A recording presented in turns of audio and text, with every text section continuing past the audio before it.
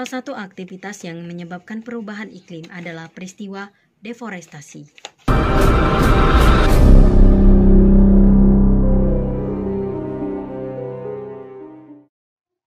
Assalamualaikum warahmatullahi wabarakatuh.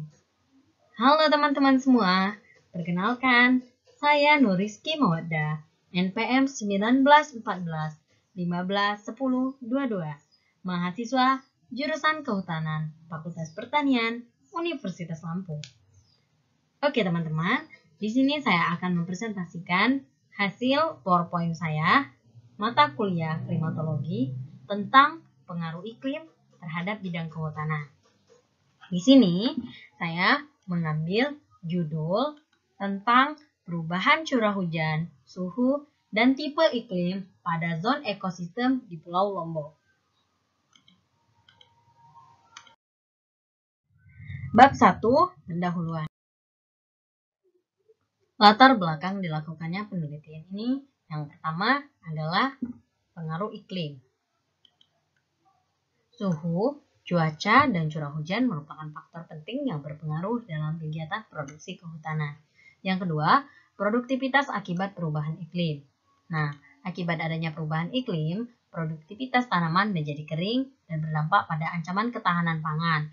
Yang kedua, kebakaran hutan, sehingga masyarakat menjadi kekurangan pasokan kayu bakar. Yang ketiga, jenis vegetasi menjadi hilang akibat kebakaran hutan. Yang ketiga, dampak perubahan iklim atau suhu dan cuaca, pergantian musim yang tidak teratur, dan bencana ekologis yang menyebabkan perubahan iklim.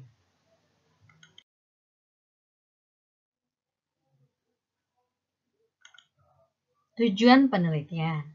Tujuan dilakukannya penelitian ini terbagi menjadi dua. Yang pertama, untuk mendapatkan data dan informasi perubahan curah hujan, suhu, tipe iklim, serta distribusinya secara spasial. Yang kedua, untuk mengetahui dampak perubahan iklim pada ekosistem hutan di Pulau Lombok. Nah, sekarang kita masuk kepada metode penelitian ini.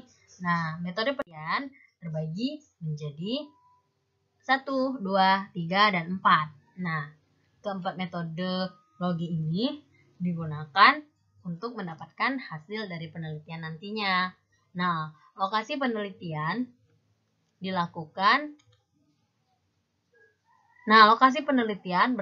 bertempat di Pulau Lombok. Nah, bahan yang digunakan adalah data-data sekunder seperti data curah hujan, suhu udara, serta peta rupa bumi Indonesia. Nah, yang ketiga, alat-alat yang digunakan meliputi Global Positioning System atau GPS, kompas, dan meteran. Yang keempat, yaitu metode penentuan ekosistem. Pengelompokan ekosistem didasarkan pada Selanjutnya, penentuan zona ekosistem dikelompokkan sesuai dengan gambar 1. Nah, gambar 1 ini menunjukkan matriks pembagian ekosistem berdasarkan whole dry light zone. Yang kedua, analisis curah hujan dan suhu udara. Analisis yang dilakukan meliputi besaran, kecenderungan, dan perubahannya. Oke, metode yang ketiga yaitu analisis iklim. Analisis iklim dilakukan dengan menggunakan kriteria penggolongan tipe iklim Smith dan Ferguson pada tahun 1951. Nah, tabel 1 ini menunjukkan penggolongan tipe iklim Smith dan Ferguson yang terdiri dari golongan atau kelas A sampai dengan H dengan kriteria dari mulai sangat basah sampai dengan luar biasa kering. Yang keempat yaitu analisis dampak perubahan iklim. Dampak perubahan iklim diperoleh dari yang pertama hasil analisis data sekunder dan primer yang diperoleh dari wawancara dengan informasi kunci. Yang kedua, stakeholder terkait. Nah, analisis dampak perubahan iklim ini dilakukan dengan melihat kesenjangan data terkini dengan data histori. Bab 3, hasil dan pembahasan. Tipe ekosistem di Pulau Lombok dapat kita lihat pada peta berikut ini. Nah, tipe ekosistem rainforest diikuti oleh rainforest atau rain paramo, moist forest, wet forest, dan rainforest. Kita perhatikan peta Isahiyat Pulau Lombok yang menunjukkan pola curah hujan di Pulau Lombok. Curah hujan di Pulau Lombok mempunyai kecenderungan terjadi penurunan curah hujan bulanan dari tahun 1961 sampai 2008 dengan persamaan Y sama dengan min 0,0928 ditambah 141,1. Curah hujan bulanan tertinggi adalah 590,8 mm yang terjadi pada bulan Januari 1963 atau bulan ke-25. Nah, di sini digambarkan grafik curah hujan bulanan dalam milimeter.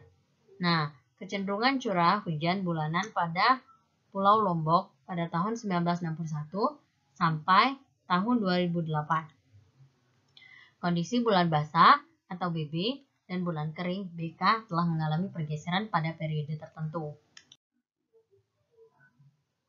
Nah, selanjutnya yaitu pergeseran bulan basah dan bulan kering pada tiap periode hujan. Pada periode tahun 1971 sampai 1980, bulan kering dimulai dari akhir, yaitu pada bulan Juni, sedangkan bulan basah berakhir paling akhir, yaitu pada bulan Mei. Sedangkan pada periode tahun 2001 sampai 2008, bulan kering datang lebih awal, pada bulan April, sedangkan bulan basah berakhir lebih cepat, yaitu pada bulan Maret. Nah, bisa kita lihat pada grafik bulan kering dan bulan basah. Nah, selanjutnya yaitu peta tipe iklim. Peta tipe iklim di Pulau Lombok. Distribusi tipe iklim di Pulau Lombok. Selama kurun waktu 1961 sampai 2008, iklim di Pulau Lombok mengalami pergeseran tipe iklim, namun masih berkisar pada tipe iklim E kering dan D agak kering. Tabel 1 menunjukkan tipe iklim pada tiap stasiun hujan di Pulau Lombok tahun 1985 sampai dengan 2008. Nah, di sini bisa kita lihat bahwa pada Kabupaten Mataram stasiunnya Selaparang, Q-nya 56,57 dengan tipe iklim C dengan kriterianya agak basah. Dan selanjutnya hingga pada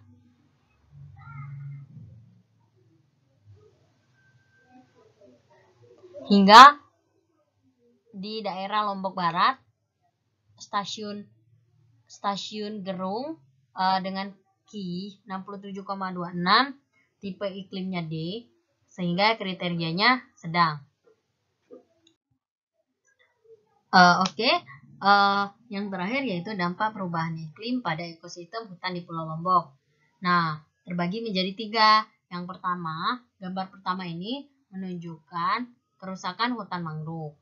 Yang kedua, ketidakmampuan biofisik hutan dalam mendukung pertumbuhan jenis tanaman tertentu. Yang ketiga, berkurangnya sumber-sumber air.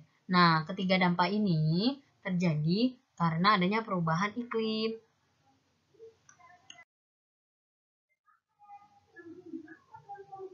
Bab 4, kesimpulan. Kesimpulan dilakukannya penelitian ini didapatkan yaitu pertama, perubahan iklim. Terjadi kecenderungan penurunan curah hujan yang ditunjukkan oleh regresi linear dengan kemiringan negatif. Bulan basah dan bulan kering mengalami pergeseran pada dua periode, yaitu tahun 1971 sampai 1980 dan pada tahun 2000 sampai dengan 2008. Yang kedua, yaitu dampak perubahan iklim. Dampak perubahan iklim yang pertama adalah rusaknya hutan mangrove di Lombok Barat sekitar 27,7% dan di Lombok Tengah sekitar 37,8%. Yang kedua, hilangnya jenis-jenis endemik seperti manilkara, kauki, var, sama wewaise. Yang ketiga, ketidakberhasilan gerhan. Yang keempat, penurunan penutupan lahan hutan sebesar 14,23%. Yang kelima, penurunan jumlah mata air sebesar 75% dan penurunan debit 61,2% di SSWS Dodokan dan 65,6% di SSWS Managa. Daftar pustaka. Di sini saya mengambil dari buku dan jurnal. Yang pertama yaitu Asdak 2002, Hidrologi dan Pengelolaan Daerah Aliran Sungai. Cetakan kedua, revisi Gajah Mada Universitas Press, Yogyakarta. Yang kedua, Iskandar 2008, Kelola Ekosistem Pulau Kecil, Refleksi Pembelajaran Kehutanan Indonesia, Wana Aksara, Banten. Yang ketiga, Tiasyono tahun 2004, Klimatologi, Institut Teknologi Bandung, Bandung. Dan yang terakhir, yaitu saya mengambil referensi dari jurnal Rike Nandini dan Budi Rendra 2011 tentang kajian perubahan curah hujan, suhu, dan tipe iklim pada zona ekosistem di Pulau Lombok, Jurnal Analisis Kebijakan Kehutanan, Pol 8 nomor 10, halaman 224 sampai dengan 228. Demikian presentasi dari saya. Saya akhiri. Wassalamualaikum warahmatullahi wabarakatuh.